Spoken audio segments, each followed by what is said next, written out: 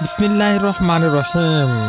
एक वाक़या सुनाता हूँ। आपके ज़माने में एक सहाबिया के मियाँ कहीं सफ़र पर तशरीफ़ ले गए और जाते हुए उसे कह दिया कि तुम घर में ही रहना, बाहर न निकलना।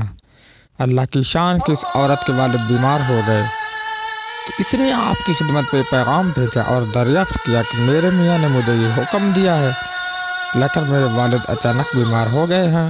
आया मैं इनकी बीमार परसी के लिए जा सकती हूँ? आपने फरमाया नहीं, आपके मियाँ ने कहा है आप इसलिए घर रहें। अल्लाह की शान देखिए कि इनके वालिद की तबीयत और ख़राब हो गई। उन्होंने फिर इसकी इतला की। आपने फिर वही जवाब दिया। अल्लाह का करना ऐसा हुआ कि इस औरत के वालिद का इंतकाल हो गया।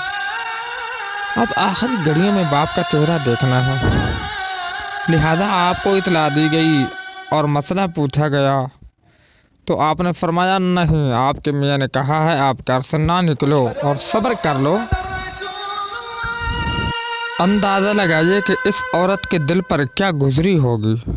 खैर, उसके वालिद की तदफीन हो गई। तदफीन के बाद आपने उसे पैगाम भेजा कि अल्लाह की तरफ से ये पैगाम मिला है कि तेरे इस सब्र की बदौलत